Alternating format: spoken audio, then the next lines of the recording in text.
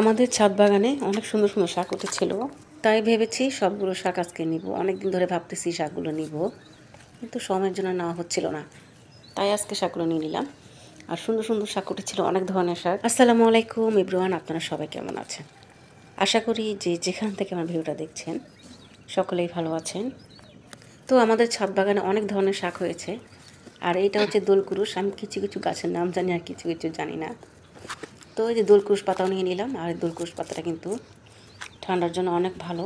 তো দোলকুরুশও নিয়ে নিলাম, আর অনেক ধরনের শাক ছিল। অনেক দিন ধরে শাক খাওয়া হচ্ছে না, তাই ভাবলাম শাকগুলো আজকে নিয়ে নেই। তো সময়ের জন্য তো একদম নিতেই পাই না, আজকে নেব কালকে নেব ভাবতে ভাবতে। আর এই শাকগুলো হচ্ছে দোলকুরুশ শাক বলে এগুলোকে। এগুলো খুব ভালো লাগে, কিন্তু এটা ঘ্রাণটা আমার কাছে ভালো লাগে না। আর এই গাছটাকে দেখতে একদম ধনেপাতার মতো লাগে, কিন্তু ধনেপাতা গাছ না। তো এটাকে আমি উঠিয়ে ফেলে দিব, সাথে গাছগুলোকেও পরিষ্কার করে নিব। আর যে এত সুন্দর শাক, তো সাথে নোনতা শাকও ছিল। আর আমি বিকেল উঠেছিলাম গাছে পানি দেওয়ার জন্য, তাই এই টাইমটা তো একটু ফ্রি থাকি, তা ভাবলাম শাকগুলোকে নিয়ে নিই। আর এই যে শাকগুলো খুবই সুন্দর লাগছিল। তারপর এখানে কিছু আমি মানিক শাকও নিয়েছিলাম, কালো মানিক, এগুলোকে কালো মানিক বলে।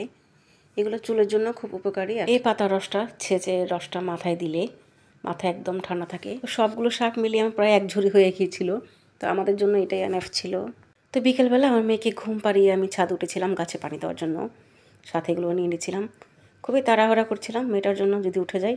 আর এই যে এতটুকু হয়েছে আমার। আর এটা হচ্ছে তার পরের দিনের ভিডিও। তো আজকে শাক ভাজি করব, তারপর আলুর ঘাটি রান্না করব মাছের মাথা দিয়ে, তারপর মাছ রান্না করব টমেটো দিয়ে। তো প্রথমে আমি শাকটা ভেজে নিচ্ছিলাম, আর শাকটা একদম অনেক সুন্দর সবুজ সবুজ ছিল। আমি শাক ভাজি করার সময় একটু না ঢেকেই ভাজি করি, কারণ ঢেকে দিলে শাকের কালারটা একদম নষ্ট হয়ে যায়, তাই আমি না ঢেকেই ভাজি করতেছি। আর আমার চুলাটা দেখেন মাশাআল্লাহ কি সুন্দর করে জ্বলতেছে। চুলা জ্বললে রান্না করতে একদমই সময় লাগে না, খুবই তাড়াতাড়ি হয়ে যায়। আমার শাক ভাজিটা হয়ে গেলে আমি আলুর ঘাটি রান্না করব। তো শাকগুলোকে কিন্তু আমি কুচি কুচি করে কেটে নিয়েছিলাম, দেখতে সুন্দর হয়। আর আলুর ঘাটি আমি কোনো দিনও খাইনি, তো এই যে আজকে প্রথম রান্না করতেছি। তো আমি আসলে ভিডিওতে দেখি অনেকে আলুর ঘাটি রান্না করে, তো আজকে হঠাৎ মাথায় আসলো আজকে আমি আলুর ঘাটি রান্না করব। আর এই মাছের মাথাটা অনেক দিন ধরে পড়েছিল ফ্রিজে, তাই ভাবলাম মাথাটা দিয়ে আজকে রান্না করব আমি। তো আমি প্রথমেই আলুটাকে সিদ্ধ করে ম্যাশ করে একদম পানি দিয়ে গুলে রেখেছিলাম। তারপরে যে আমি যে কষানো মশলার মধ্যে আমি দিয়ে দিলাম, মাথাটাকে কষিয়ে নিয়েছিলাম প্রথমেই আমি। আর আজকে প্রথম রান্না করলাম আলু ঘাটিটা, অনেক মজা হয়েছিল। মাঝে মধ্যে এখন থেকে আলু ঘাটিও রান্না করব। তো এইদিকে যে চুলাটা আমি কেটে নিয়েছিলাম, অনেকেই বলতেছে চুলাটাকে কেটে নিতে, আর না হলে তো আপনি রান্না করতে পারবেন না, চুলাতে ধোঁয়া আসবে, সেজন্য চুলাটাই কেটে নিয়েছিলাম। আর এই যে আমার আলু ঘাটি রান্না শেষ। তো যে গরম গরম ধোঁয়া উঠছে, তো ভালো মতো বোঝা যাচ্ছে না। অন্যদিকে আমার আলু ঘাটি হওয়ার পরে আমি মাছটা রান্না করব। তো মাছের জন্য আমি সব মশলা দিয়ে দিয়েছি এখানে, হলুদের গুঁড়ি, মরিচের গুঁড়ি, ধনিয়া গুঁড়ি, তো একটু আদা রসুন বাটাও দিয়ে দিয়েছিলাম। আর আমার কাছে মাছ না কষিয়ে রান্না করলে খুবই ভালো লাগে। তো ভাজা মাছ থেকে আমার কাছে এইভাবে কাঁচা মাছ অনেক ভালো লাগে। এটা হচ্ছে সিলভার কাপ মাছ, তো সিলভার কাপ মাছ খুবই ভালো লাগে আমার কাছে এভাবে কাঁচা রান্না করলে। তো আমি টমেটো দিয়ে রান্না করব। মাছগুলো কষানো দিয়ে আমি যে এখন টমেটোগুলো দিয়ে দিলাম।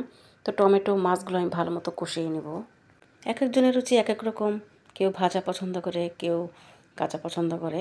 তো আমার কাছে বেশিরভাগই কাঁচা মাছটা এভাবে কষিয়ে রান্না করলে টমেটো দিয়ে অনেক ভালো লাগে। আপনাদের কাছে কেমন লাগে একটু কমেন্টে জানিয়ে যাবেন সবাই। আর মাছটাও কিন্তু খেতে অনেক মজা হয়েছিল আজকে।